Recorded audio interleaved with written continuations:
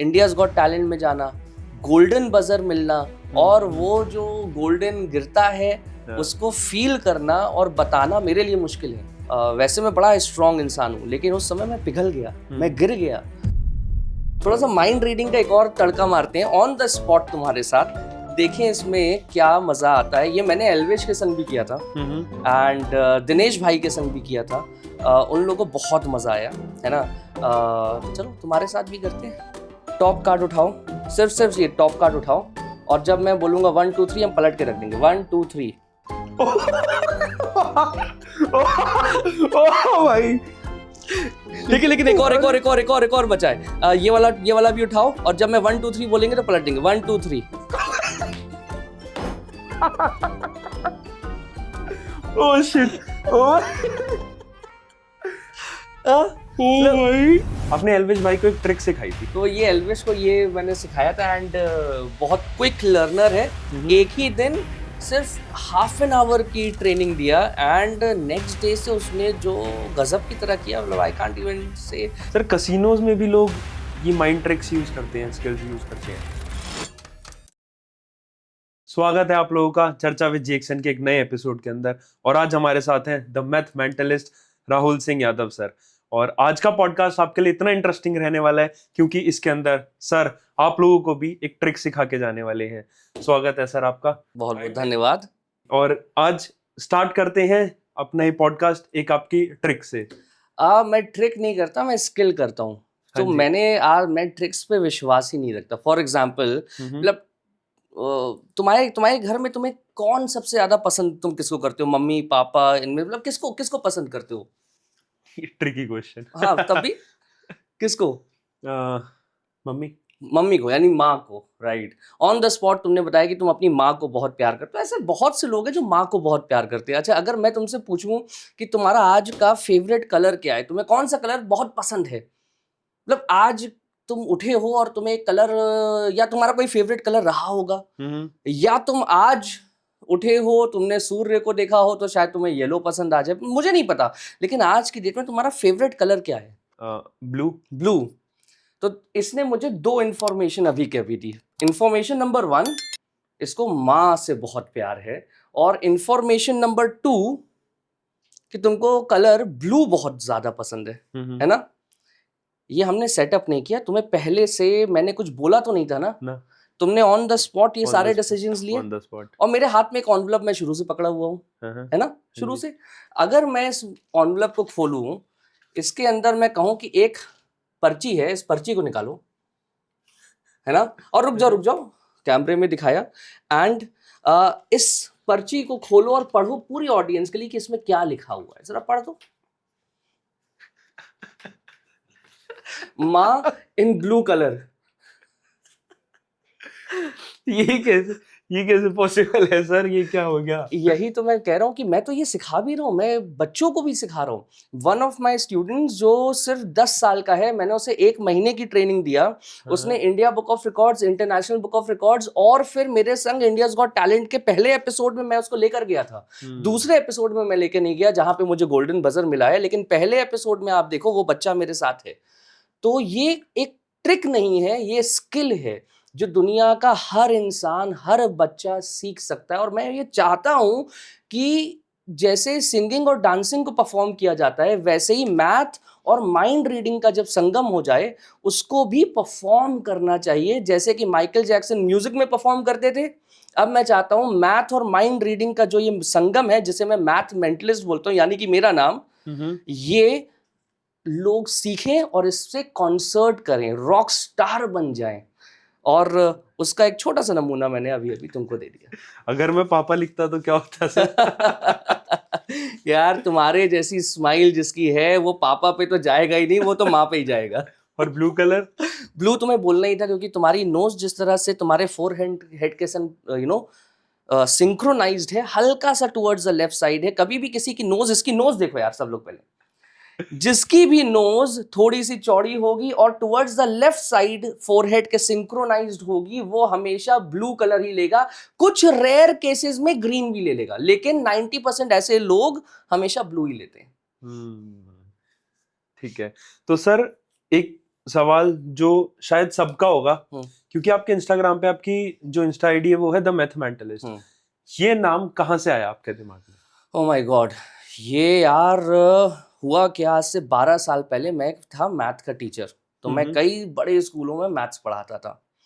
तो कई बार होता था क्लास में कि 1 घंटे की क्लास होती थी, तो बच्चे सिर्फ मैथ को पढ़ेंगे तो बोर हो जाएंगे, तो मैं क्या करता था 5 मिनट का ना उनके संग मैथ मैजिक किया किया करता था। हम्म। और जब मैंने पहली बार मैथ मैजिक किया, उनको इतना पसंद आया, इतना पसंद आया, उन्होंने इतनी तालियां, जैसे कि मैं तो पता नहीं क्या एक रॉक स्टार हूं। तो उन्होंने एक क्लासरूम नॉर्म बनाया कि सर हर हफ्ते आपको एवरी फ्राइडे मैथ मैजिक करना होगा 5 मिनट का क्लास में, हर फ्राइडे, और हर बार एक नया मैथ मैजिक करना होगा। तो उन्होंने 3 साल मुझे ग्रिल किया और हर फ्राइडे मुझे एक नया मैथ मैजिक उनके संग करना था। तो शुरुआत वहां से हुई कि मैं एक मैथ मजिशियन बना। फिर मैंने साइकोलॉजी को पढ़ा, वहां से मैंने बॉडी लैंग्वेज को रीड करना सीखा। फिर कुछ सालों बाद मुझे लगा कि यार क्या नाम रखें अपने के लिए कि मैं बॉडी लैंग्वेज भी रीड कर सकता हूँ, मैथ का ज्ञाता हूँ। मैंने कुछ ऐसी भी चीज़ें कर रखी हैं जो शकुंतला देवी और रामानुजन सर करते थे, द ग्रेट लेजेंडरी। हाँ जी। तो तब मेरे दिमाग में आया क्यों ना मैं अपना नाम रखूँ मैथ मेंटलिस्ट। सो वहाँ से ये नाम निकल पड़ा। सर मैथ्स मतलब शायद सारे बच्चों का 80-90% बच्चों का जो मैथ्स उनसे डर लगता है। हाँ। पर्सनली मेरे को भी बड़ा डर लगता था मैथ से कि बड़ा खतरनाक सा, और आपने इसको एक मैजिक, एक स्किल के उसमें कर दिया। ये चीज कहाँ से आई और ये आपने सीखा कहाँ से? जैसे मैंने कहा ना कि वो बच्चों ने मुझे ग्रिल किया 3 साल, वही सेम बच्चे ग्रेड 8, ग्रेड 9 और ग्रेड 10 में मेरे साथ थे। तो वो ग्रिल करते गए, वो कहते गए सर कुछ नया दिखाओ, और मैं इस समुंदर में जो मैथमेटिक्स और माइंड रीडिंग और साइकोलॉजी का जो समुंदर है, इसमें मैंने डुबकी मारी, और जो जो नायाब नगीने मुझे मिलते गए उसे मैं एक माला में पिरोता गया, जिसका नाम मैंने रख दिया मैथ मेंटलिस्ट। तो क्या ट्रिक थी सर वो जो आपने बच्चों को करके दिखाई? बहुत सी थी, जैसे कि अब तो मैं वो बेसिक ट्रिक नहीं करता, अब तो मैं एडवांस बहुत हायर लेवल स्किल्स मैंने सीख ली हैं। खुद के अपने 118 चैप्टर्स भी बना लिए हैं। ओके। चलो एक और चीज करके देखें क्या तुम्हारे साथ? हाँ जी, श्योर, है ना, थोड़ा सा माइंड रीडिंग का एक और तड़का मारते हैं ऑन द स्पॉट तुम्हारे साथ, देखें इसमें क्या मजा आता है। ये मैंने एल्वेश के संग भी किया था एंड दिनेश भाई के संग भी किया था। उन लोगों को बहुत मजा आया, है ना। चलो तुम्हारे साथ भी करते हैं, है ना। तो एक काम करते हैं, मैं तुम्हें कुछ नंबर्स दे देता हूँ, जैसे कि 3, 1, 4, 2, 5, है ना। और वही कुछ नंबर्स मेरे पास भी, जैसे 5, 4, 3, 2 और 1 दिख रहे हैं। मैं ये सारे कार्ड्स उठाता हूँ, तुम भी उठा लो। उठाने के बाद उन्हें एक बार शफल कर दो। शफल करने के बाद मैं एक नंबर अपनी मर्जी से यहां रख रहा हूं, ये रख दिया मैंने।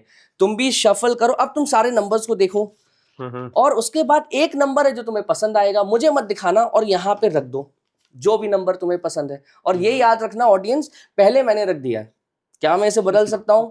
नहीं। लेकिन जो मैंने एल्विश और दिनेश भाई के संग किया था, मैं उसका भी एक अपर लेवल पे ले जाने की कोशिश करूंगा। जो नंबर पसंद आए उसे यहां पे रख दो, ठीक है। सामने पहले किसने रखा? आपने। मैंने। अब हम क्या करेंगे, एक और नंबर निकालो और सेकंड नंबर उसके ऊपर रख दो, जो भी पसंद हो तुम्हें, रख दिया। अब तुम्हें ये लास्ट ऑप्शन है, जैसे मैंने कहा था कि मैं एल्वेश के संग जो मैंने किया उससे एक लेवल ऊपर जाऊंगा, उसके संग मैंने एक कार्ड के संग किया, तो इसके संग मैं कितने कार्ड के संग करूंगा? 2। ये लास्ट ऑप्शन है। तुम चाहो तो मेरा टॉप कार्ड लो और अपना टॉप कार्ड लो, उसे एक्सचेंज कर दो, या दूसरा ऑप्शन, तुम मेरा टॉप कार्ड लो उसे नीचे रख दो, या अपना टॉप कार्ड लो उसे नीचे रख दो, या टॉप कार्ड दोनों एक्सचेंज। तुम करना क्या चाहते हो, पहले मुझे बताओ। तुम मेरा कार्ड नीचे रखना चाहते हो, अपना कार्ड, अपना कार्ड नीचे, तो अपना एक कार्ड नीचे रख दो। ये तुमने बदल दिया। ये तुम्हारा चॉइस था कि मेरा चॉइस था? मेरा। तुम तुम बदल भी सकते थे, हाँ जी, लेकिन तुमने कहा कि मैं अपना एक नीचे रख दूंगा। हाँ जी। मैंने कहीं इन्फ्लुएंस तो नहीं किया ना? नहीं नहीं नहीं नहीं, कोई इन्फ्लुएंस नहीं है।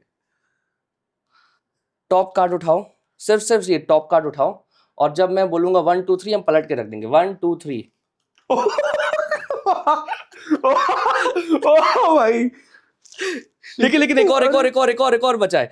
ये वाला भी उठाओ, और जब मैं 1 2 3 बोलेंगे तो पलटेंगे। 1 2 3। ओ शिट, ओ भाई, और ये मैंने डबल धमाका किया, और मैं फिर रिपीट कर रहा हूँ, एल्विश और दिनेश भाई के संग मैंने सिंगल धमाका किया था, तुम्हारे संग डबल कर दिया। ये गजब। अ, और यही है, अगर ये स्किल सीख जाते हो ना, और जो मैं सिखाऊंगा, मेरी एल्विश के संग बात भी चल रही है, एल्विश और विनय भाई के संग बात चल रही है कि हम तीनों मिलके एक ऐसा कोर्स बनाने वाले हैं जिसमें हम नंबर्स और साइकोलॉजी को मिलाएंगे, उसका एक कोर्स बनाएंगे, और उस कोर्स को हम अपनी दुनिया के हर भाइयों को बांटेंगे कि भाई तुम भी सीखो, अपने घर में सिखाओ, बच्चों को सिखाओ, और इवन जो बूढ़े लोग हैं उनको सिखाओ, ताकि जब वो सीखेंगे, किसी जगह बैठेंगे, तो वो इस तरह से प्यार बांट सकते हैं, जैसे अभी मैंने तुम्हारे संग वो प्यार बांटा, और इस प्यार बांटने की वजह से हमारे बीच में एक दिल का कनेक्शन भी बना, जी। है ना। तो ये सिखाएंगे, जरूर सिखाएंगे, और बहुत जल्द सिखाएंगे। तो सर, जैसा अभी आपने बताया, आप एल्विश भाई के साथ थे, एल्विश भाई थे, दिनेश भाई थे, तो आपका उनके साथ जो एक्सपीरियंस था वो कैसा रहा? एल्विश भाई, जो लोग उनको सिर्फ देखते हैं, लोगों को लगता है कि उनके अंदर काफी एटीट्यूड है, काफी ज्यादा वो रूड है। आपको कैसा लगता है कि एल्विश भाई कैसे हैं? पहली चीज, रूट कतई नहीं है, एकदम प्यारा बंदा है, जो उसे क्लोजली जानते हैं। ही इज अ लवली फेलो, मैं सच बोलूं, इतना अचीव कर लिया है, लेकिन हम्बल है आज भी। उसके लिए अगर मुझे कुछ बोलना होगा तो मैं कहूँगा honest, truthful, just and fair. अगर साफ सच्ची अच्छी बात करी जाए तो बहुत अच्छा लड़का है। मैं पर्सनली उसे बहुत पसंद करता हूँ। मतलब मेरी एज हो गई है 40-42 साल, और मैंने इन 42 साल में बहुत से लोगों को परखना सीखा है। तो जब मैंने एल्विश से मिला तो I knew he is a gem of a person. और उनके साथ दिनेश भाई रहते हैं, दिनेश सिंह, उनको वो कैसे इंसान है, वो कैसे लगे आपको जब आप उनसे पहली बार मिले? दिनेश जी के लिए अगर मैं बोलूं तो एक शायरी से बोलता हूं, तो समझने की कोशिश करना। वो शायरी को अगर डीप में समझोगे तो दिनेश जी को डीप में समझ पाओगे। शायरी कुछ ऐसी है कि मैं अपनी जिंदगी की कहानी खुद लिखूंगा या मेरा रास्ता लिखेगा। यानी मेरी जिंदगी की कहानी या तो मैं खुद लिखूंगा या मेरा रास्ता लिखेगा। तुम काटोगे पंख मेरे तो मैं जमीन पे बैठ के आसमान लिख दूंगा। क्या बात है। ये है दिनेश भाई, मतलब अल्टीमेट ऑप्टिमिस्टिक इंसान। प्रैक्टिकल भी है, लेकिन साथ में किसी को अगर अपना दिल दें तो रज रज के प्यार भी करेंगे। तो ये है दिनेश। तो सर, एक चीज मैंने सुनी है कि आप और एल्विश भाई मिलकर कुछ करने वाले हैं, कुछ नया धमाका करने वाले हैं, तो ये क्या चीज रहने वाली है? ये ऊपर वाले से प्रे करिए कि हम दोनों जो ये बनाने की कोशिश कर रहे हैं, और साथ में विनय भाई भी हैं, तो मैं एल्विश और विनय भाई हम तीनों मिलके एक प्रोजेक्ट लाना चाह रहे हैं, जिसमें हम दुनिया के हर बच्चे को एक शकुंतला देवी या मैथमेंटलिस्ट जैसा बनाना चाहते हैं। सिर्फ हर बच्चे को नहीं, हर यूथ को, इवन जो 70-80 साल के हैं, तो उसमें हम एक ऐसी स्किल उन्हें सिखाएंगे जो नंबर्स और साइकोलॉजी का एक संगम होगी, यानी मैथमेंटलिस्ट उन्हें बनाएंगे। और वो फिर जब किसी सेमिनार में जाएंगे या किसी गैदरिंग में बैठेंगे या पार्टी में बैठेंगे, या उन्हें किसी को इम्प्रेस करना है, तो वो जाके वो चीज़ करेंगे, और उनको अद्भुत प्यार मिलेगा ऑडियंस की तरफ से।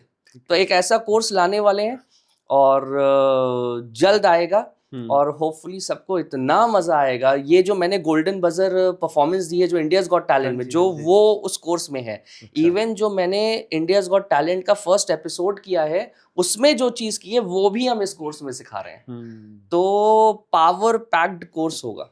सर, इंडियाज गॉट टैलेंट में आपका जाने का कहाँ से मन हुआ? आपको कहाँ से ये थॉट आया कि आप इंडियाज गॉट टैलेंट में जाएंगे? ये देखो, जैसे ही आप एक आर्टिस्ट बनते हो ना, तो इंडियाज गॉट टैलेंट एक ऐसा मंच है जहां हर कोई पहुंचना ही चाहता है। मुझे लगता है इंडिया में वो एक ओलंपिक्स ऑफ टैलेंट है। वो एक ऐसे ओलंपिक्स है जहां हर टैलेंट जाना चाहता है, अपने आप को शोकेस भी करना चाहता है और साथ में ये भी टेस्ट करना चाहता है कि क्या मैं उस लायक हूँ, क्या मेरे अंदर उतना जज्बा है, क्या मेरे अंदर उतनी प्रतिभा है कि नहीं है। क्योंकि अंदर से तो हर किसी को लगता है कि भाई मैंने बहुत मेहनत की है और मैं बहुत अच्छा हूँ, लेकिन इंडियाज गॉट टैलेंट एक ऐसा प्रमाण है, एक ऐसा स्टैम्प है आपकी आइडेंटिटी में कि आप सच में अच्छे हो कि नहीं।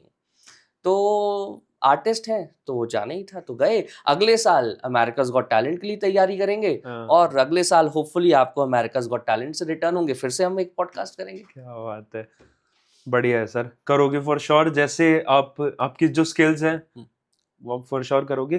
तो सर गोल्डन बजर मिला अभी आपको रिसेंटली, तो उस पे आपको कैसा लगा? क्योंकि काफी बड़ी चीज होती है एक आर्टिस्ट के लिए इंडियाज गॉट टैलेंट में गोल्डन बजर, एंड 4 सामने जजेस बैठे हैं, वो आपके लिए स्टैंडिंग ओवेशन उन्होंने दी। ये चीज आपको कैसी लगी? अद्भुत।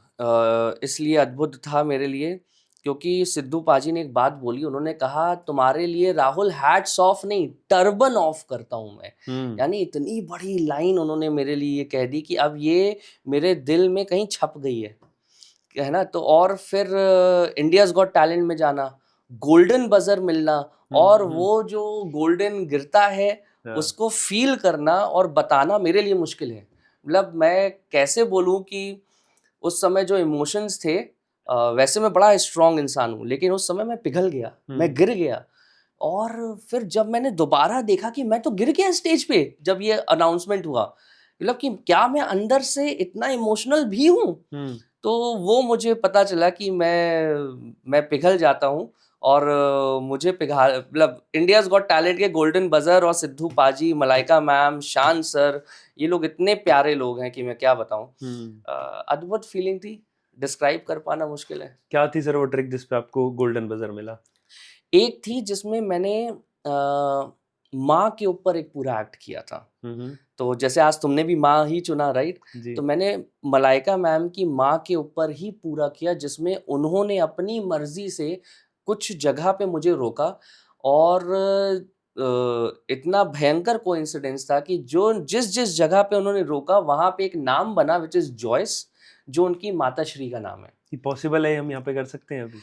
अभी नहीं कर सकते क्योंकि उसके लिए मुझे वो अल्फाबेट्स लाने होंगे, तो अल्फाबेट वाले हमारे पास कार्ड्स होंगे नहीं अभी। अगर पहले होता तो मैं शायद वो अल्फाबेट्स वाले कार्ड लिया था, लेकिन जैसे बोला कि मेरा कोर्स मैं लॉन्च करूंगा उसमें ये होगा। ठीक है सर। इंडियाज गॉट लेटेंट भी काफी ज्यादा वायरल हुआ था पिछले साल, एंड अभी सुनने में आया कि इंडियाज गॉट लेटेंट भी हमारे को देखने को मिलेगा।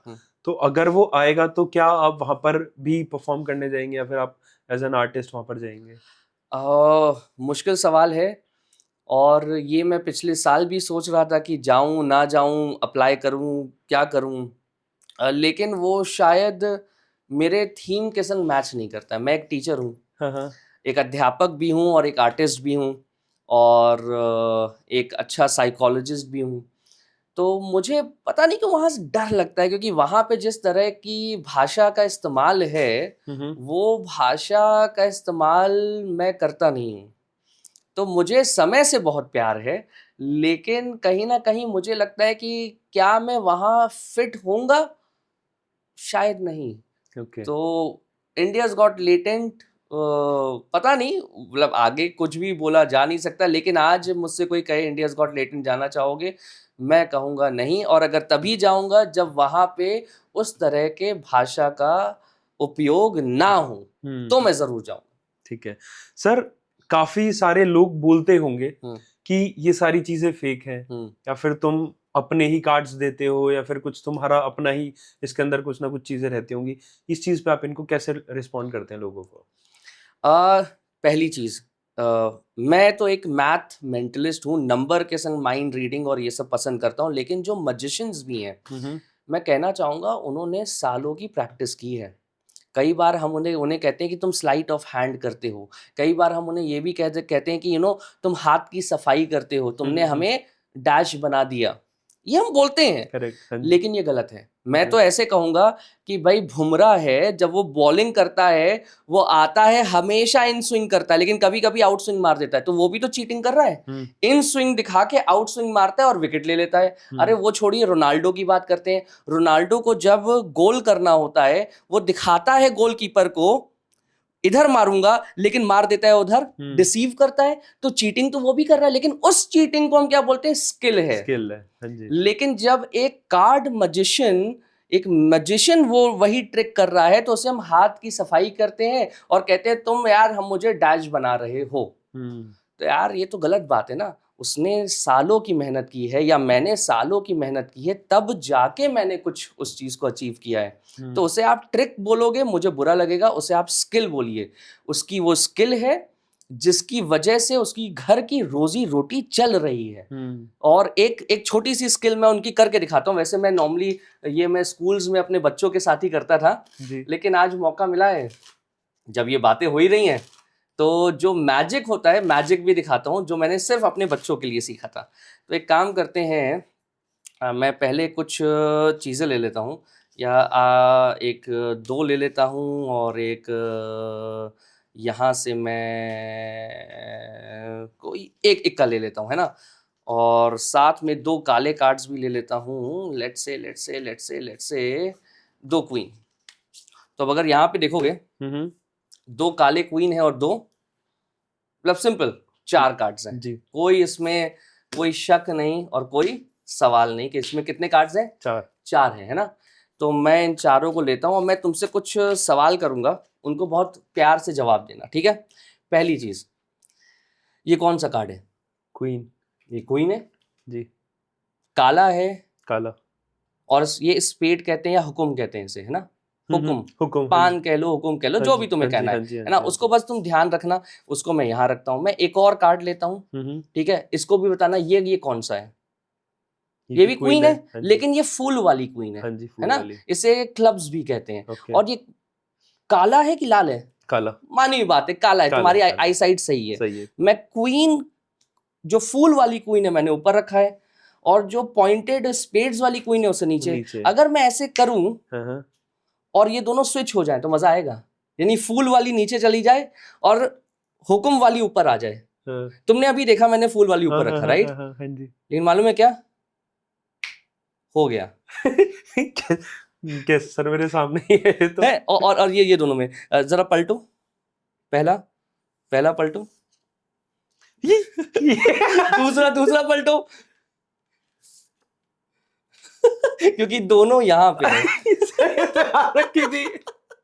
तो ये एक स्किल है भाई, ये एक ट्रिक नहीं है, इट्स अ स्किल। इसीलिए उन मैजिशियंस की तारीफ होनी चाहिए, उनको प्रोत्साहन देना चाहिए, उनकी इस स्किल पे उनको जितनी ज्यादा अप्रिसिएशन दे पाओ वो दो। क्योंकि भाई ये स्किल है ना, और हर कोई नहीं कर सकता। और ये बहुत आसान सी स्किल है, ऐसे नहीं कि बहुत मुश्किल स्किल हो। मुश्किल क्या होगा वो मैं चलो तुम्हें कुछ दिखाता हूँ कि मुश्किल किसे हम कहते हैं। चलो एक काम करो, एक कोई भी कार्ड ले लो, कोई भी जो कार्ड अच्छा लगे वो ले लो। ऑडियंस को दिखा दो कि तुमने कौन सा कार्ड लिया है, ठीक है। दिखा दिया तो भाई ऑडियंस देख लो कौन सा कार्ड लिया हुआ है ना। तो ये है 10 ऑफ क्लब्स, है ना।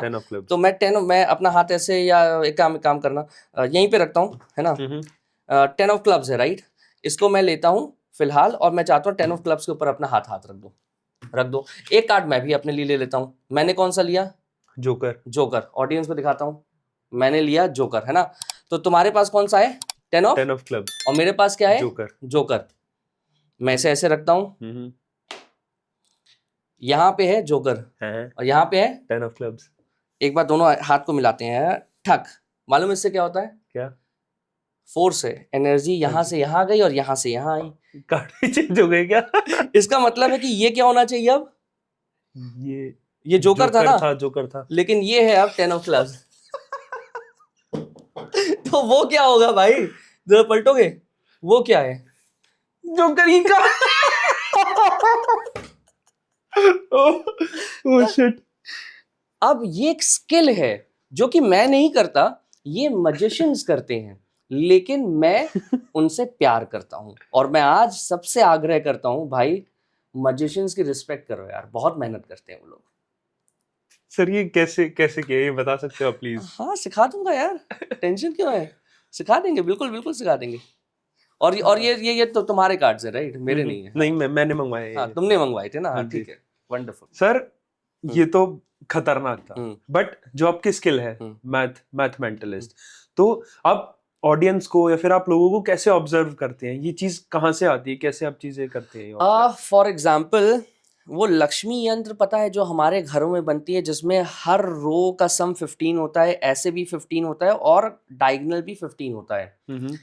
तो मैंने एक दिन लक्ष्मी यंत्र को देखा और लक्ष्मी यंत्र बहुत मतलब हमारे घरों में की जो किताब होती है, जब दिवाली का समय आता है तो पहली किताब में लोग लक्ष्मी ओम लिखते हैं और ओम कुबेराय नमः और बीच में लक्ष्मी यंत्र को बनाते हैं।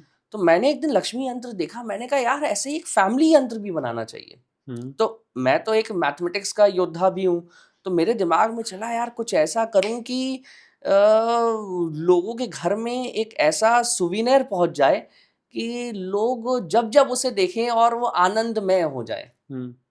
तो एक काम करते हैं, तुम्हें उसको समझाता हूँ कि मैं क्या कह रहा हूँ, क्योंकि ऐसे बोलूंगा तो समझ नहीं आएगा, हाँ जी, दिखाऊंगा तो समझ में आ जाएगा। एक करेक्ट। अपनी अपनी डेट ऑफ बर्थ बताओ, तो सिर्फ डेट बताओ कब पैदा हुए हो। 11। 11 को। और तुम्हारी मॉम कब पैदा हुई, तभी आज माँ की बात हो रही है तो माँ की लेते हैं, माँ कब पैदा हुई है, 3rd। 3rd को। तो एक काम क्या करता हूँ, ये तुम्हारी माँ और ये हो गए उज्ज्वल, हितेश हितेश हितेश हितेश, हाँ जी। हितेश है ना। माँ और हितेश का आज मैं बना रहा हूँ और तुम देखना जब ये बनाऊंगा, यहाँ से हम लोग जाएंगे तो तुम इसकी पिक्चर खींचोगे जो मैं अब बनाने वाला हूँ, है ना। तो चलो शुरू करते हैं, इसको बनाते हैं, देखें मैं क्या बना सकता हूँ। तो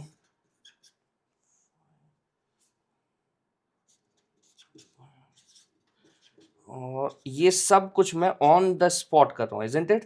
यस।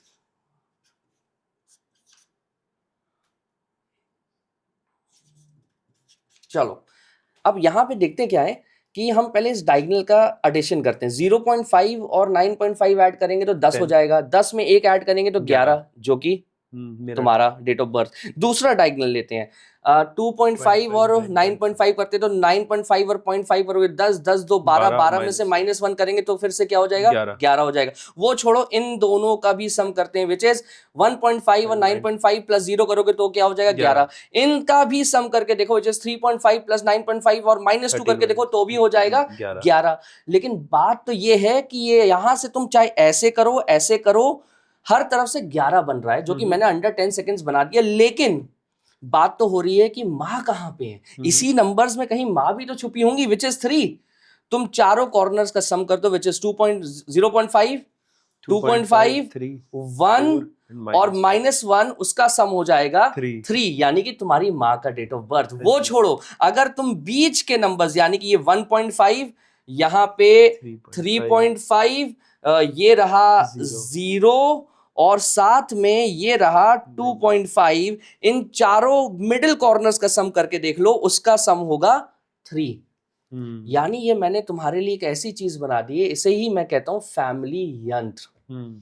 सोचो अगर यही एक युवा इस तरह की मैथमेटिक्स सीख जाए जिसमें वो एक मीनिंग डाल दे और फिर वो किसी को दिखाए, तो हर किसी के जॉ ड्रॉप हो जाएंगे। जब मेरे 9 साल 10 साल 11 साल के बच्चे ये सब करके दिखाते हैं स्टूडेंट्स, और वो अपने घर में जाके ये फैमिली यंत्र बना देते हैं, तो पेरेंट्स और जितने भी आसपास की सोसाइटी है उनके लिए तालियां मारती हैं। तो उनको पहली बार मैथमेटिक्स के लिए तालियां मिल रही हैं। सिंगिंग और डांसिंग के लिए तो बहुत तालियां मिलती हैं, नंबर्स के लिए नहीं मिलती।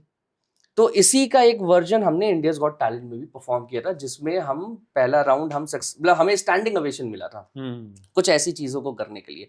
तो मेरा मानना है कि मैथ का एक नंबर्स का एक नया दायरा भी देखना शुरू करें। स्कूलों में सिर्फ वही x+2 = वो भी पढ़ो, लेकिन कुछ ऐसा भी पढ़ो, मैथ्स को थोड़ा सा इंटरेस्टिंग बनाया जाए। सर कोई ट्रिक आप अगर ऑडियंस को सिखाना चाहें तो? एक ट्रिक जो ऑडियंस को सिखाना चाहें, कर सकते हैं। चलिए एक एक छोटी सी ट्रिक है, होपफुली ऑडियंस को मजा आएगा। इसको मैं पहले करके दिखाऊंगा, फिर मैं जो जो बताऊंगा उसको वैसे वैसे करना, हमेशा ये चीज होगी ही होगी, ठीक है। सो पहले मैं करके करके एक बार दिखा देता हूँ। चलो, तो मैं चाहता क्या हूँ, जहां भी तुम्हारी इच्छा करे कहीं पे स्टॉप बोलो पहले। स्टॉप। तो यहीं पे परफेक्ट। 10 से 20 के बीच में कोई भी नंबर बोलो। बोलूं? 11। 11। सो 1 2 3 4 5 6 7 8 9 10 11। अब तुम मुझे जो भी, अरे मैं एक प्रिडिक्शन तो लिखना ही भूल गया, तुम्हारे हाथ में लिखूंगा। इधर इधर अपना हाथ दो, हाथ दो, हाथ दो। कैमरा को नहीं दिखाएंगे, किसी को भी नहीं दिखाएंगे। ये प्रिडिक्शन मैं शुरू होने से पहले ही लिख देता हूँ, लेकिन अभी इसे बंद करो। तुम्हें नहीं पता मैंने क्या लिखा है ना, पता। और ये प्रेडिक्शन मैं पहले ही लिख देता हूँ शुरू होने से पहले। अच्छा, ये 11 कार्ड्स तुमने दिए मुझे, राइट? हमने शफल किया और ये 11 कार्ड्स आ गए। अब मैं चाहता हूं तुम मुझे कोई भी नंबर देना, जो भी नंबर दोगे उसे मैं 3 बार रिपीट करूंगा। मतलब कि अगर लेट से तुम मुझे 5 से 11 के बीच में कोई भी नंबर दो, उतने ही कार्ड्स मैं रखूंगा और 3 बार करूंगा। समझा दूंगा। पहले 5 से 11 में कोई नंबर दो। 11 उन दोनों के बीच में। अच्छा, 5 से 11 के बीच में कहीं भी, यानी 6 7 8। सो 1 2 3 4 5 6 7 8। ये कितनी बार हुआ? एक बार किया। ऐसा मैं कितनी बार करूंगा? 3 बार। तो ये उठाते हैं, फिर से करते हैं। 1 2 3 4 5 6 7 8। ये अब कितनी बार हो गया? 2 बार। और मैंने शुरू में ही बोला था मैं कितनी बार करूंगा? 3 बार। तो 1 2 3 4 5 6 7 8 ये रख दिया। तुमने 11, तुमने पहले शफल करवाया, फिर तुमने अपनी मर्जी से 11 बोला तो हमने 11 ही काट दिया। फिर तुमने अपनी ही मर्जी से 8 बोला और हमने 8 को 3 बार रिपीट किया, जो मैंने पहले ही बोल दिया था मैं 3 बार ही करूंगा, 3 से चौथी बार नहीं करूंगा। अब ये वाले कार्ड पे हम लैंड हुए हैं, है ना? ये वाला कार्ड मैं पलट के दिखा रहा हूँ ऑडियंस को कि हम किस पे लैंड हुए हैं। हम लैंड हुए हैं 3 ऑफ हार्ट्स पे। अगर तुम एक नंबर कम बोलते तो शायद हम 2 ऑफ डायमंड्स पे होते, और कम बोलते तो शायद ये होता या ये होता, या इनमें से कोई भी एक कार्ड हो सकता था। मानते हो इस बात को? कोई भी कार्ड हो सकता था। हाँ जी। बट हम लैंड किस पे किए? 3। मैंने हाथ में कुछ लिखा है ना, देखो क्या लिखा है।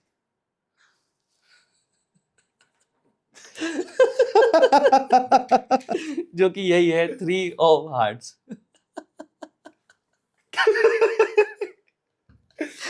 सर क्या है ये?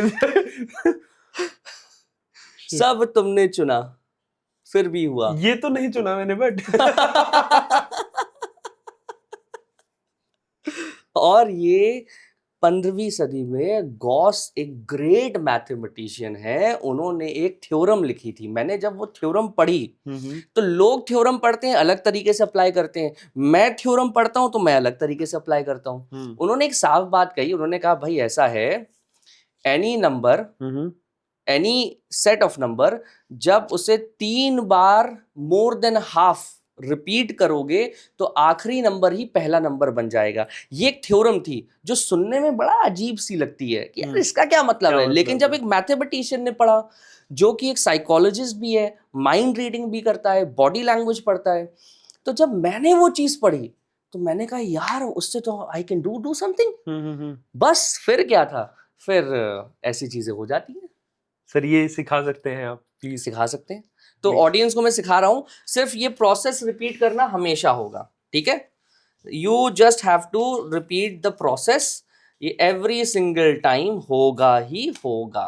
तो चलो, उसमें क्या होता है, तो तुम्हें सबसे पहली चीज पता होना चाहिए कि तुम्हारा सबसे ऊपर वाला कार्ड क्या है। जो इस केस में क्या है? 8 ऑफ हार्ट्स। तो तुम्हारी प्रेडिक्शन क्या हो जाएगी? 8 ऑफ हार्ट्स। तो तुम किसी के पास ऐसे जाओगे रख के, तुम कहोगे भाई मुझे कोई भी नंबर दो 10 से, तो तुमने प्रेडिक्शन लिख दी, तुम्हारी प्रेडिक्शन इस केस में क्या हो जाएगी? 8 ऑफ हार्ट्स। ये है मेरी प्रेडिक्शन। वो तुम उसको कहीं एनवलप में लिख के उसके पॉकेट में रख दोगे। डन। फिर तुम कहोगे कोई भी नंबर दीजिए 10 से 20 के बीच में, तो कोई नंबर दो। 14। तो तुम करोगे 1 2 3 4 5 6 7 8 9 10 11 12 13 14। बाकी सबको हटा दोगे, तुम्हें मतलब ही नहीं है। अब जो भी नंबर तुमने लिया है उसका आधा करो, तो 14 का आधा क्या होता है? 7। बस अब सामने वाले से तुम्हारा सेकंड क्वेश्चन होगा। तो पहला क्वेश्चन क्या है? तुमने पूछा 10 से 20 के बीच में कोई नंबर दो, देने दो।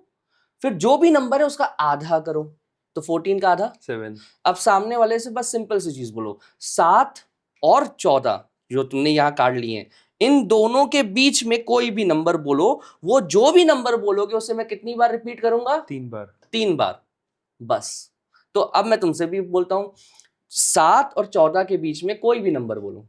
9 ये कार्ड्स उठा लो, ये लो, मैं तुम्हें दे देता हूं, अपने हाथ में लो और 9 कार्ड रखो। 1 2 3 4 5 6 7 8 9 और ये पूरा का पूरा डेक इसके ऊपर रख दो। ये हमने कितनी बार कर लिया? 1 बार। कितनी बार करना है? 3 बार। 3 बार। अब उठा लो पूरा। दूसरी बार 9 कार्ड्स रखो एक एक करके, 1 2 3 4 5 6 7 8 9। अब ये पूरा इसके ऊपर रख दो, पूरा उठा लो। ये कितनी बार हो गया? 2 बार। हमें करना कितनी बार है? 3 बार। और ये तुमने शुरू में ही बता दिया होगा अपने ऑडियंस को कि जो भी नंबर दोगे उससे मैं कितनी बार करूंगा? 3 बार। अब आखिरी 3 बार करो, 1 2 3 4 5 6 7 8 9। अब इसे ऊपर रख दो। तो प्रेडिक्शन क्या थी तुम्हारी? 8 ऑफ हार्ट्स। 8 ऑफ हार्ट्स थी ना, तो उस हिसाब से ये कार्ड क्या होना चाहिए? 8 ऑफ हार्ट्स। पलटो।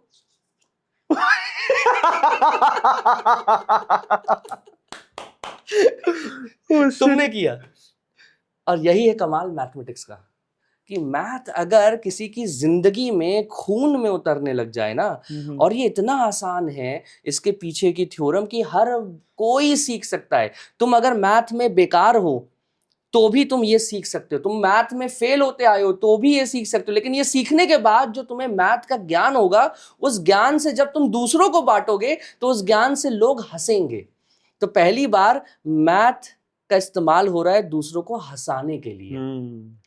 तो सर ये चीज कहाँ से, जैसे आपने बोला 10 से 20 तक लेना है, अब अगर मैं 1 to 10 बोलता तो ये चीज होती? तो भी होती, लेकिन 10 से 20 के पीछे एक रीजन है जो मैं करवाता हूँ, है ना। उसके लिए हम जब कभी इन डेप्थ क्लास तो करेंगे। स्टार्टिंग में ही अगर मेरे को किसी से पूछना हो तो मैं उसको पहले बोलूंगा 10 से 20 तक कोई भी नंबर ले, फिर हम उनको बोलेंगे कि उसका हाफ करें। नहीं, फिर तुम हाफ कर रहे हो, सोच रहे हो। हाँ जी। तुमने सामने वाले से पहला सवाल पूछा, क्या भाई 10 से 20 के बीच में कोई नंबर लो। उसने बोला, तुमने उतने कार्ड्स निकाल के उसे दे दिए। उसने बोला 16, तुमने 16 कार्ड्स निकाले और रख दिया।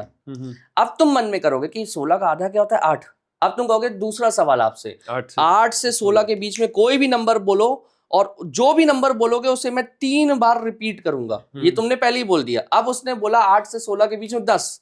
अब तुम 10, वो 10 बोले, 11 बोले, 12 बोले, 13 बोले, 14 बोले, जो बोलना है बोले, नंबर्स तुम्हें हारने नहीं देंगे। तुम्हें सिर्फ उसको कितनी बार करना है? 3 बार। 3 बार। और 3 बार के बाद तुम वो पत्ता दिखाओगे जो आया और कहोगे पॉकेट में मैंने कुछ एक कागज रखा है, अपना वो कागज निकालेगा, दोनों मैच हो जाएगा, सामने वाला पागल हो जाएगा, खत्म। मान गए सर, मान गए। यही है, मतलब चीजों को इंटरेस्टिंग बनाओ ना। मतलब कि अगर साइकोलॉजी का इस्तेमाल करना ही है तो अच्छी चीजों के लिए करो, ऐसी चीजों के लिए करो कि मजा ही आ जाए, है ना। मतलब जैसे कि फॉर एग्जांपल ये लो, ये डाइस है, अपने किसी भी हाथ में छुपाओ पीछे और छुपा के आगे आगे ले आओ, किसी भी हाथ में छुपा के ऐसे ऐसे आगे ले आओ। तो साइकोलॉजी का इस्तेमाल करना ही है तो अच्छे तरीके से करो यार, है ना, इंटरेस्टिंग तरीके से करो। अब जैसे इसने छुपा के दोनों में किस हाथ में डाइस है किसी को नहीं पता। अब मैं तुमसे बस सवाल पूछूंगा, तुम उसका जवाब बस देते रहना, है ना, हाँ या ना में, तुम्हें जो अच्छा लगे। तुम मुझको प्यार करते हो, हाँ या ना? हाँ। तुम मुझको प्यार करते हो, हाँ या ना? फिर से हाँ। अब देखो, जब मैं इससे टच कर करके ऐसे ऐसे करके पूछ रहा था, तो जब मैंने ये वाला टच किया तो इसका हाँ ज्यादा प्रोमिनेंट था। इसका मतलब है कि डाइस यहां पे दे दो मुझे।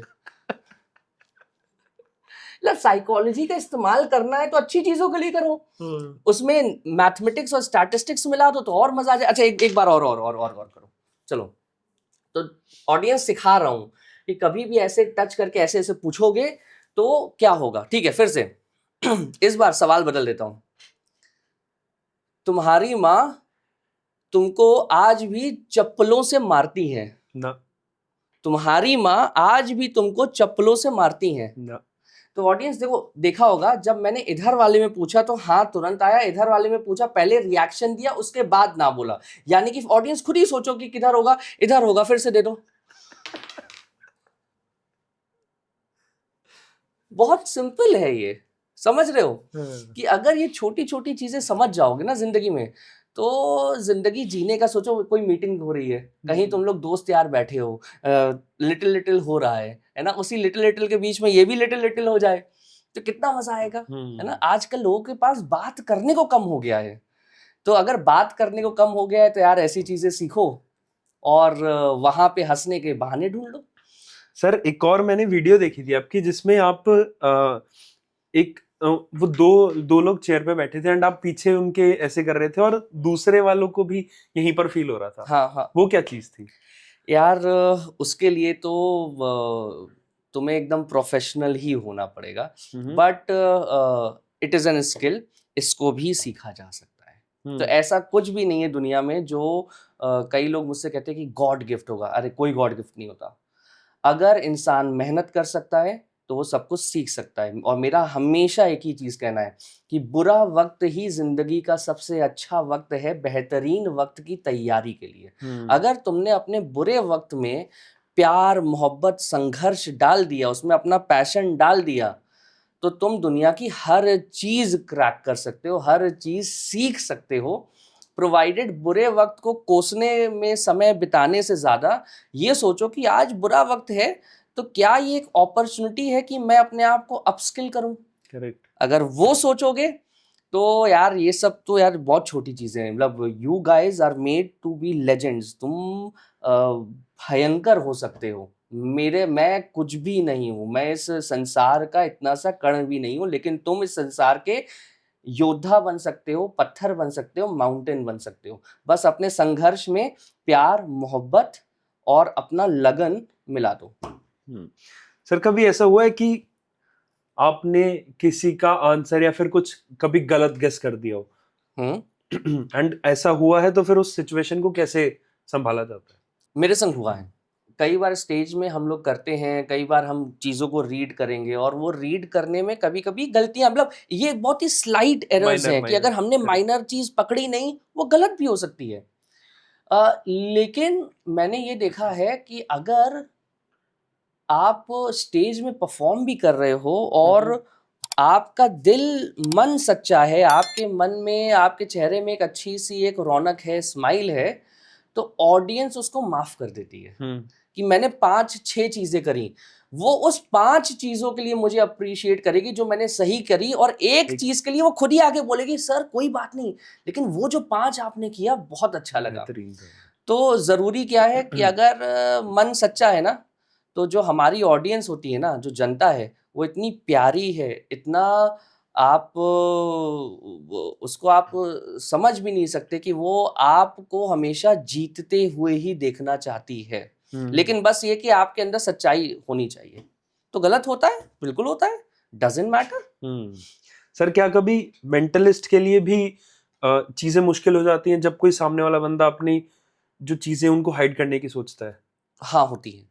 कई बार हमारे लिए 2 लोग बहुत मुश्किल हो जाते हैं। एक जो बहुत शांत रहते हैं, यानी अंदर से उन्होंने इटर्निटी जैसा वो पा लिया है, एक पीस पा लिया है, एनलाइटमेंट पा लिया है। उनको पढ़ पाना मुश्किल है। और एक जो बहुत ही chaotic है, मतलब वो तो इतने chaotic हैं, इतना उनके अंदर अफ़रा-तफ़री इतनी ज़्यादा है कि या तो उनकी ज़िंदगी में संघर्ष उस समय ज़्यादा होगा, प्रॉब्लम ज़्यादा होंगी, या उनका नेचर ही ऐसा हो गया है कि वो हर चीज़ को कहते हैं ना नींद मेक करने की आदत ही हो गई है। तो हम ऐसे 2 लोगों से बचते हैं कि इनको ना रीड किया जाए, बाकियों को रीड कर लेंगे। और आप अपनी स्किल को एक बिल्कुल परफेक्ट स्किल बनाने के लिए कितनी प्रैक्टिस लगती है? आपको जितनी प्रैक्टिस एक आईएएस ऑफिसर बनने में करनी होगी ना, उतनी मुझे याद है कि शुरू में मैं सीख रहा था, फिर जब मुझे इसे परफेक्ट करनी थी तो मैंने 2 साल की अपने मतलब 2 साल मैंने जॉब छोड़ दिया था। मेरी वाइफ ने मेरा घर जो गुड़गांव में है और इलाहाबाद में है, दोनों जगह उस चीज़ को सँभाला। मुझे जो भी चीज़ें चाहिए थी उनका पूर्ति की, और वो 2 साल में रोज़ 18-18 घंटे प्रैक्टिस कर रहा था। तो 2 साल मुझे नहीं, मतलब मुझे याद है कि मैं कैसे सोता था, एक ही कमरे में पड़ा रहता था, सिर्फ प्रैक्टिस करता रहता था, ह्यूमन बिहेवियर को समझने की कोशिश करता रहता था। नंबर से मुझे प्यार है तो मैं नंबर्स के संग बहुत खेलता था, बहुत ज़्यादा खेलता था। तो वो 2 साल मैंने एक आईएएस ऑफिसर की तरह मेहनत की है। इसीलिए मैं कहता हूँ ये स्किल है, ट्रिक बोल के इसका कद छोटा ना किया जाए। सर आपने कभी कोई स्किल परफॉर्म करी हम्म। एंड आप खुद शॉक रह गए उससे हम्म। कि ये मैंने क्या कर दिया, ऐसा कभी हुआ है? शुरू में यही होता था। हाँ। शुरू में क्योंकि उस समय हम सीख ही रहे होते थे, तो वो 100% श्योरिटी नहीं होती थी, 90% होता था कि ऐसा वर्क होगा, लेकिन 10% डर भी लगता था। तो उस समय जब होता था ना, तो हमें भी खुशी होती थी, अरे हो गया। तो कि हमें लगता अरे ये हो गया, अरे मजा आ गया। हाँ। अब हम वो स्टेज पे आ गए हैं कि हम 99% अगर 100 बार करेंगे तो एक बार गलत होगा। तो अब उतना आश्चर्य कम होता है, लेकिन पहले तो मैं भी साथ में मजे ले रहा होता था। ऑडियंस हंस रही होती थी तो मैं भी कहता था कि अरे यार ये अरे कैसे हो गया। यार ये हो गया। सर आपने एक जगह वो किया था, एनवेलप में उनसे नंबर डलवाया था। अ, वो कैसे किया? वो एक बार आप मेरे साथ मतलब एक वो कर सके तो एक बार। एनवेलप में नहीं, वो आज वो हो नहीं सकता क्योंकि आज मैं वो नंबर्स लाया ही नहीं हूँ। ओके। हाँ, तो अगर वो नंबर्स लाया होता तो जरूर तुम्हारे संग करता। ये मैंने शायद एक न्यूज चैनल पे न्यूज़ किया चैनल था। पे किया था आपने? हाँ तो जी। ऑडियंस जाओ मेरे इंस्टाग्राम पे, वहां पे तुम्हें मिल जाएगा। आई थिंक जीएनटी न्यूज या जीएनटी, किसी हाँ। पे मैंने किया था गुड, न्यूज हाँ चैनल। जी, हाँ जी, जीएनटी यस। पे किया था। सर न्यूमेरोलॉजी और मैथमेटिक्स, हम्म। क्या ये चीज कनेक्टेड है? एंड अगर ये कनेक्टेड है तो कैसे? 100% कनेक्टेड है। हमारे पूर्वज जब हमें कोई चीज देकर गए हैं तो उन्होंने एक हवाई फायरिंग नहीं की थी। उन्होंने उसके पीछे का साइंटिफिक एविडेंस के संग बताया था कि अगर इस तरह से नंबर्स होंगे तो ऐसे वो बिहेव करेंगे। हाँ, ये दूसरी बात है कि जैसे जैसे समय आगे बढ़ा, लोगों ने उसे एक डर का धंधा बना दिया, वो अलग चीज है। लेकिन क्या दोनों में कनेक्शन है? अद्भुत कनेक्शन है। फॉर एग्जाम्पल, तुम जिस जगह पैदा होते हो उस जगह का एक लैटिट्यूड और लॉन्गिट्यूड होता है। अगर तुम उस जगह का सही लैटिट्यूड, फॉर एग्जाम्पल इस जगह का एक एग्जैक्ट लैटिट्यूड और लॉन्गिट्यूड होगा, लेकिन यहां से तुम अगर थोड़ा सा 600-800 मीटर आगे जाओ तो लैटिट्यूड और लॉन्गिट्यूड बदल जाएगा, जिसकी वजह से तुम्हारे नंबर्स का स्टैंडर्ड डिविएशन भी बदल जाएगा। क्योंकि उसका जो डिविएशन बदल रहा है उस वजह से एक्यूरेसी भी बदल जाएगी। तो साइंटिफिक भी है, मैथमेटिकल भी है, और अगर कोई एक अच्छा इसको देखने वाला है वो कम से कम 3-4 घंटे की स्टडी करेगा, वो एंगल्स को नापेगा और उसके बाद बताएगा कि मुझे क्या लगता है ये चीजों पे वर्क करना चाहिए। फॉर एग्जाम्पल, मैं तुम्हें आज एक चीज देता हूं, ये तुम जाना, घर में आज से शुरू करना और फिर 42 दिन बाद बताना कि तुम्हारी जिंदगी में क्या चेंज आया। और ये ऑडियंस के लिए भी है। ऑडियंस आज ये चीज करके देखो, तुम्हें फर्क पता चल जाएगा कि हमारे पूर्वज कितने ताकतवर थे। वो फर्क क्या है? जाना घर, अपनी एक सेल्फी लेना, और आज से एक मंत्र है ओम मंत्र, टाइमर लगाना और 3 मिनट तक इस ओम की वाइब्रेशन को अपनी बॉडी में फील करना। कई बार लोग क्या करते हैं, इसे सिर्फ ओम ओम ओम ओम बोल रहे हैं। ये गलत है, सरासर गलत है। हमें हमेशा उसकी वाइब्रेशन को फील करना है, क्योंकि जो ओम से जो वाइब्रेशन निकलती है वो है 432 हर्ट्ज की वाइब्रेशन। ये वाइब्रेशन यूनिवर्स की वाइब्रेशन है। और अगर तुम इस वाइब्रेशन को रोज मिनिमम 3 मिनट अगले 42 दिन तक इस वाइब्रेशन को फील करोगे तो तुम्हारे सेल्स में जो माइटोकॉन्ड्रिया यानी एटीपी के फॉर्म में जो माइटोकॉन्ड्रिया है जिसमें से एनर्जी निकलती है, प्योरेस्ट फॉर्म ऑफ एनर्जी, वो 12 to 15% एनहांस हो जाएगी, एफिशिएंट हो जाएगी। अगर तुम्हारे सेल्स की एनर्जी एफिशिएंट हो जाएगी तो तुम भी ओवरऑल एफिशिएंट हो जाओगे। तो तुम्हें करना क्या है?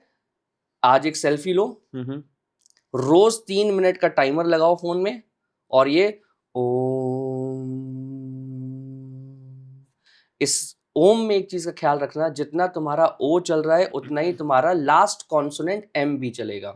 वैसे इसको करने का एक सही तरीका है, अभी आप लोग अपने ही तरीके से करो, उसी से फायदा हो जाएगा। सही तरीका हम कभी और बात करेंगे, लेकिन अगर आपने गलत तरीके से भी ओम करा तो जितना आप ओम बोल रहे हो ओ, उतना ही लास्ट तो जब आप तो ये आपके ऊपर के गर्दन से ऊपर के चक्रास को, यहाँ वाले चक्रा को एक्टिवेट कर रहा है। ये जो वाइब्रेशन है ये आपके पूरे इस चक्रा को, और ओ आपके ये वाले इस वाले एरिया को करता है। तो आप यहाँ से लेके यहाँ तक की वाइब्रेशन या अपने चक्रास को अलाइन करो, 42 दिन तक करो, और 42 दिन के बाद एक सेल्फी फिर से ले लो। जो पहले दिन की सेल्फी होगी और जो 42वें दिन की सेल्फी होगा, उसमें तुम्हें जमीन आसमान का फर्क दिख जाएगा। इससे बड़ा प्रमाण और क्या दूं। ठीक है, ये तो 42 चैलेंज हो जाएगा, 42 डेज 42 डेज का चैलेंज करो, और जनता भी पूरा ये करो, और करके फिर अपनी पहले दिन की सेल्फी और 42वें दिन की सेल्फी भेजो, और उस सेल्फी को ही देख के मैं बता दूंगा कि तुम्हें क्या क्या किस किस तरह के चेंजेस आ गए, कौन सा चक्रा तुम्हारा एक्टिवेट हुआ और कौन सा एक्टिवेट नहीं हुआ, वो सारा स्टडी करके बता दूंगा। सर, ह्यूमंस प्रेडिक्टेबल होते हैं? आपके लिए तो ह्यूमंस प्रेडिक्टेबल हैं क्योंकि आप एक मेंटलिस्ट हैं।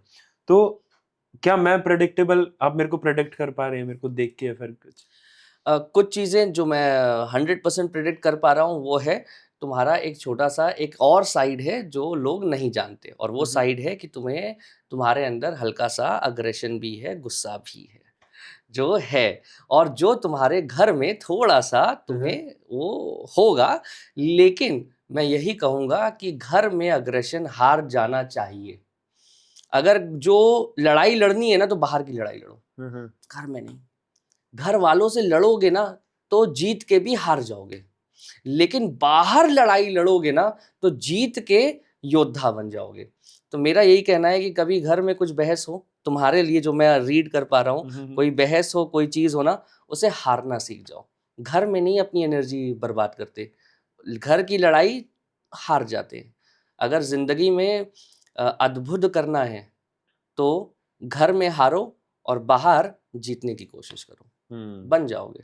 सर, आप मेंटलिस्ट हैं, ठीक है, तो जैसे आजकल रिलेशनशिप में, तो अभी तो आप शादीशुदा हैं आपने बताया, ठीक है, बट अगर अब कुछ साल पहले अगर हम चलें, आप रिलेशनशिप में, आप गर्लफ्रेंड बॉयफ्रेंड वाले उसमें, तो फिर तो एक मेंटलिस्ट के लिए तो काफी इजी रह जाता होगा सामने अपनी गर्लफ्रेंड का माइंड पढ़ना, या फिर आपके लिए अपनी वाइफ का माइंड पढ़ना, वो कितना इजी रहता है? भाई देखो, मैं तुम्हें एक सिंपल सी बात बताता हूँ।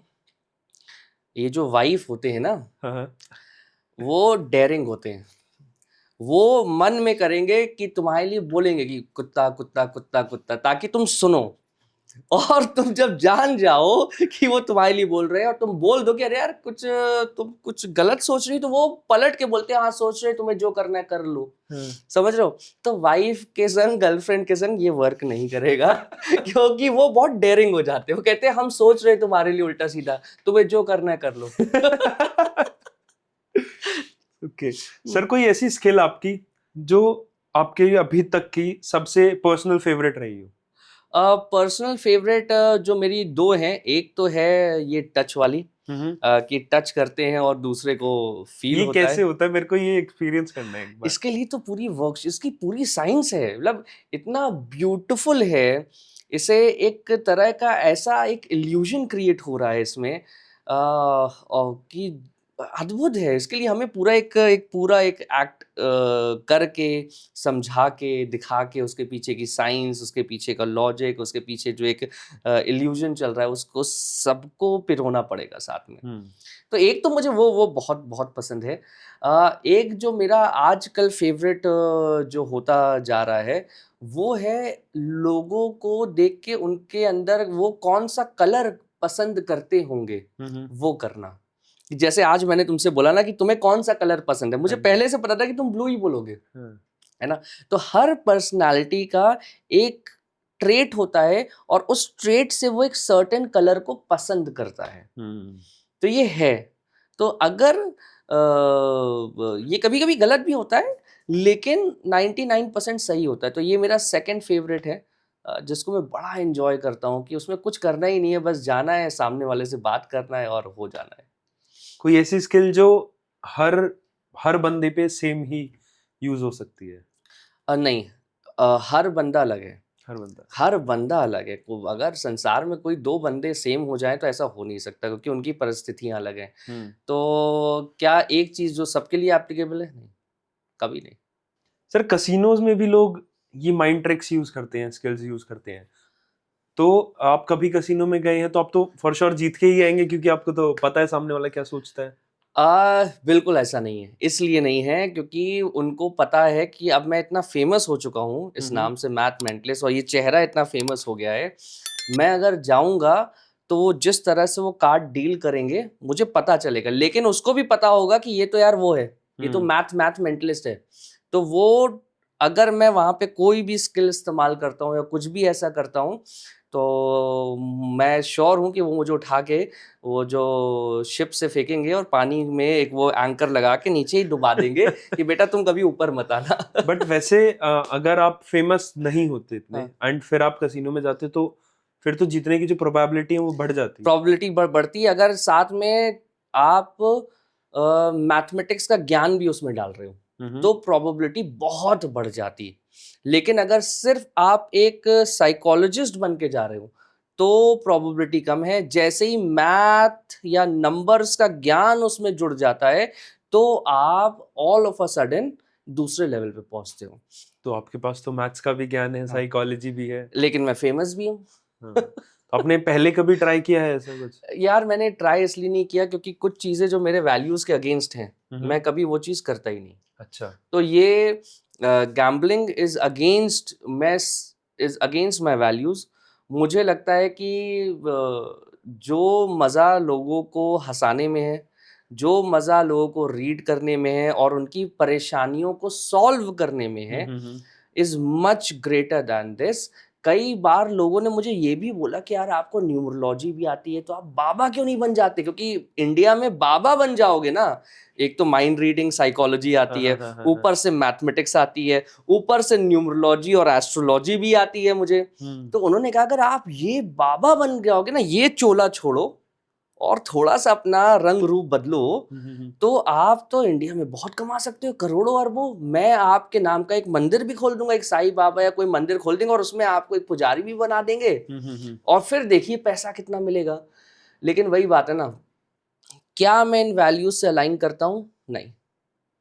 मुझे किसी भी तरह से किसी को लूटना नहीं है, डर बेच के या किसी भी तरह से।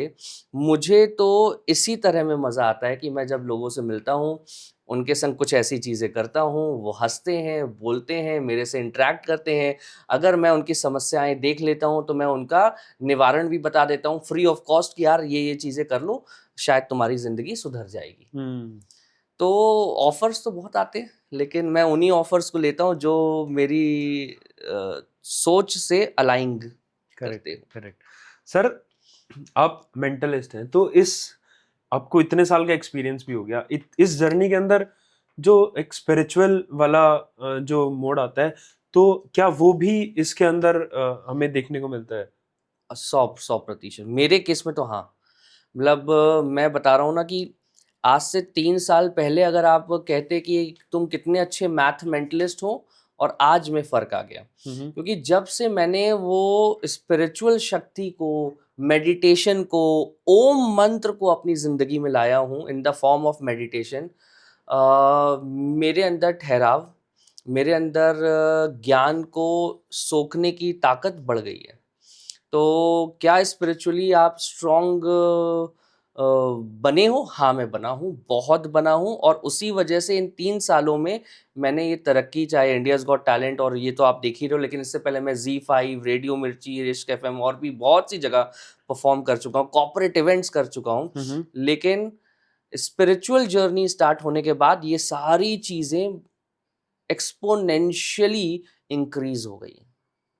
तो सर आप मानते हैं कि भगवान का एक एक इंसान की सक्सेसफुल जो स्टोरी है उसके अंदर हाथ रहता है? 100%, हाँ। फॉर एग्जाम्पल मैं तुम्हें ऐसे बताता हूँ कि हमारे पूर्वजों ने जब ये मंत्र बनाया, जैसे ओम है, अब ओम के आगे उन्होंने लगा दिया ओम गण गणपताय नमः, है ना? तो ये कस्टमाइजेशन है उस मंत्र की, आपकी प्रॉब्लम को देखते हुए, और ये साइंटिफिक है। मतलब इसके पीछे जिस तरह से ओम की वाइब्रेशन निकलती है, अब तुम्हें अगर पैसा अट्रैक्ट करना है या तुम्हें बुद्धि अट्रैक्ट करना है, तो बुद्ध को अच्छा बनाते हो तो ओम के संग गन लग जाता है। तो वो गन लगते ही वो वाइब्रेशन अलग तरह से वाइब्रेट करती है, तुम्हारे एनर्जी तुम्हारे बॉडी के अंदर जाके वो अलग तरीके से काम करती है और तुम्हारे डीएनए को, तुम्हारे क्रोमोसोम्स को बेटर बनाती है, तुम्हारे बुद्ध को बेटर बना देती है। वैसे ही अलग अलग चीजों के लिए अलग अलग मंत्र बने और उनका अलग अलग कस्टमाइजेशन हुआ। साइंटिफिक था, यानी हमारे पूर्वज अद्भुत थे। अब बस ये जो डर फैला रहे हैं वो गलत है। सर, जो आजकल जैसे काफी सारे लोग हमारे को इंस्टाग्राम पर, रील्स पर एंड कई जगह पे देखने को मिल जाते हैं कि ये मंत्र लिख दो, रातों रात करोड़पति बन जाओगे, ये मंत्र लिख दो, गर्लफ्रेंड आ जाएगी, ये वो। तो इन सारी चीजों पे आपका क्या टेक है? बहुत सिंपल सा टेक है कि ये सारी चीज़ें अच्छी हैं।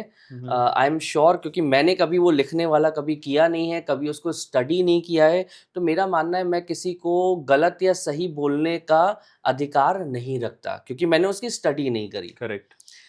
लेकिन जो स्टडी मैंने करी है उस स्टडी के हिसाब से चलें तो फर्क पड़ता है, 100% पड़ता है। और सबसे बड़ी बात तो ये भी मैं कहना चाहूँगा कि जहाँ आप प्यार से कोई भी चीज़ करते हो ना, उसका असर तो बाहर आता ही आता है। एंड ऑडियंस को जो आप डिकोड करते हो, ये चीज आप अपने अंदर कैसे लेके आए? डिकोड, ये एक प्रोसेस था। मैंने कहा ना कि मैं जैसे आज से इतने साल पहले मैं बच्चों को जब पढ़ाता था, तो मैं तो बस ये चाहता था कि जो मैं मैथमेटिक्स पढ़ा रहा हूँ वो प्यार से सीख पाएं, है ना। तो जब आपके अंदर ये भावना आ जाती है ना, तो आप ऑटोमेटिकली डिकोड करते हो। फॉर एग्जाम्पल शाहरुख खान को आप देखिए, शाहरुख खान हर इंसान से मिलेगा तो उसको 100% अटेंशन देगा। वो भी तो डिकोड ही कर लिया ना उसने, ये ह्यूमन साइकोलॉजी कि कई बार हम क्या करते हैं, हम फोन पे भी लगे रहते हैं और सामने से बात भी कर रहे हैं, हमारा मन कहीं और होता है लेकिन हम बात तुमसे कर रहे हैं लेकिन मन कहीं और है। तो आप 100% तो सामने वाले इंसान को दे नहीं रहे हो। तो शाहरुख खान ने इस चीज को डिकोड कर लिया कि भाई अगर किसी एक इंसान से बात कर रहे हो तो सिर्फ उसको ही अटेंशन दो। इसलिए हर कोई मुरीद है शाहरुख खान का। तो अगर डिकोड करने की बात आती है तो मैं कहूँगा भाई शाहरुख खान से सीखो और अमिताभ बच्चन से सीखो। उनको एग्जैक्टली पता है कि ह्यूमन बिहेवियर कैसे वर्क करता है। सर, कभी आपको किसी ने बोला है कि भाई मेरा दिमाग मत पढ़ना, मेरे दिमाग के अंदर मत घुसना? बहुत बार। एक बार मैं नाम नहीं लूंगा, एक मतलब पॉलिटिशियन है एंड इन्फ्लुएंशियल, तो मैं उनके घर गया था और उन्होंने 5 मिनट में ही मुझे घर से निकाल दिया।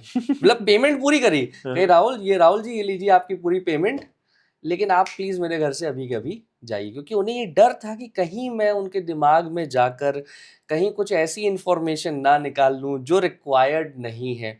हाउएवर, हम कोई भी दुनिया का माइंड रीड नहीं कर सकता, हम सिर्फ बॉडी लैंग्वेज समझ सकते हैं। तुम्हारे अंदर जो दिमाग में चल रहा है उसे कोई नहीं कर सकता, ये बात तय है। लेकिन बॉडी लैंग्वेज को रीड करना 100% पॉसिबल है। और कोई भी इंसान रनिंग थॉट्स को पकड़ नहीं सकता, ठीक है। तो लेकिन उन्हें लगा कि मैं पता नहीं क्या ऐसा निकाल लूंगा। हाँ, ये अच्छा था कि उन्होंने मुझे पेमेंट पूरी कर दी लेकिन 10 मिनट से ज्यादा अपने साथ बैठने भी नहीं दिया। तो हुआ है।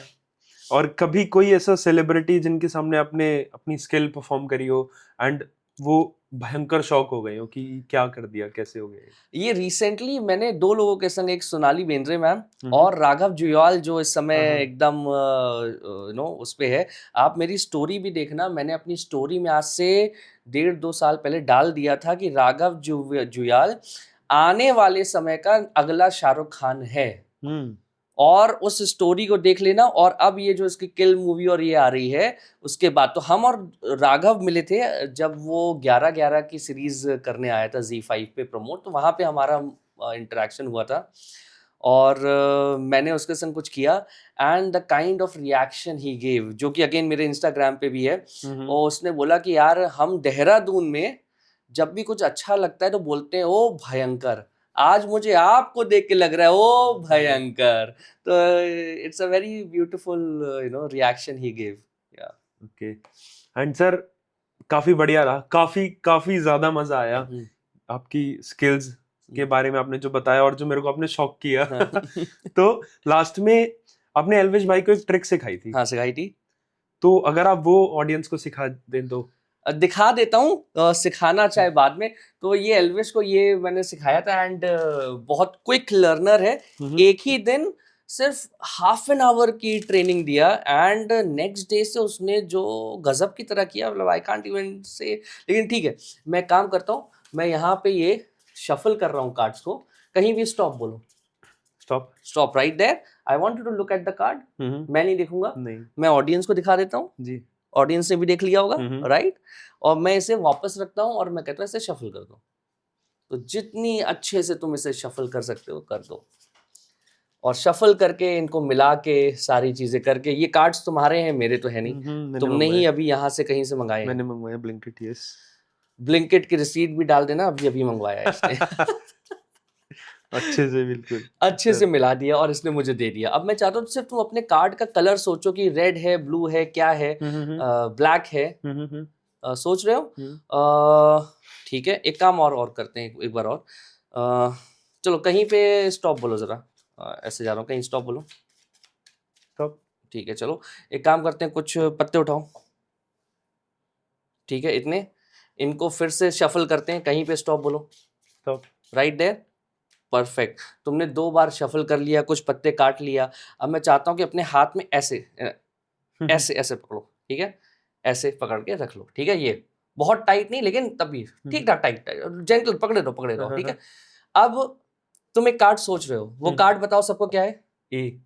ए लाल वाला, लाल वाला। उस पे हार्ट बना है कि diamond? S of hearts. S of hearts.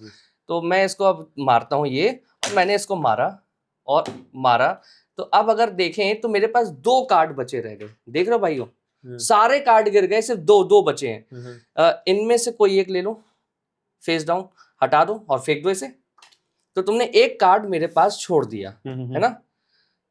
और अगर ये एस ऑफ हार्ट्स हो तो कैसा रहेगा? भयंकर। तो मैं भाइयों ये लिया और मैं सबको दिखाता हूँ ये कौन सा। नहीं यार,